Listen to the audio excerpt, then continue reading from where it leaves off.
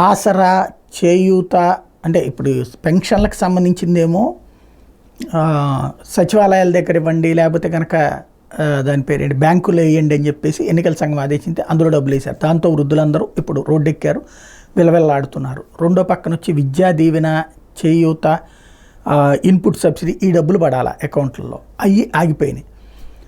అది తెలుగుదేశం ఆపించింది, చంద్రబాబు ఆపించారని వైఎస్ఆర్ కాంగ్రెస్ పార్టీ అంటుంటే, తెలుగుదేశం, జనసేన, బీజేపీ వాళ్ళు ఏమంటారంటే వాస్తవంగా ఎప్పుడో ఇవ్వాల్సింది ఎందుకు ఆపేశారు, లాస్ట్ మంత్లోనే ఇవ్వాలి, ఈ నెల దాకా ఎందుకు ఆపారు, ఆపినటువంటి కావాలని చెప్పిన ఎలక్షన్స్ టైంలో రిలీజ్ చేయడం ద్వారా ప్రలోభ పెట్టడం నెంబర్ 1. రెండవది అలా ఈసీ ఆపుతుందని తెలుసు, ఆపినప్పుడు అదిగో మా మీద తోయడం కోసమే చేస్తున్నాడు, మేమెవరం కంప్లైంట్ చేయలేదని వీళ్ళు అంటున్నారు.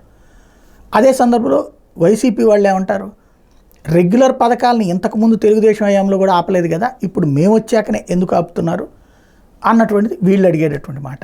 అసలు ఎవరి గురించి ఆపారు, ప్రభుత్వం దగ్గర డబ్బులు లేక ఆపారా, లేకపోతే కనుక ఎన్నికల సంఘం క్లియరెన్స్ ఎందుకు ఆపింది, ఇదేమన్నా ప్రభావితం అవుతుందని ఎన్నికల సంఘం సుమోటోగా భావించిందా, లేదా ఎవరైనా కంప్లైంట్ ఇస్తే ఆపమని చెప్పిందా, ఇది చెప్పాల్సిన బాధ్యత ఎన్నికల సంఘం మీదనే ఉంది.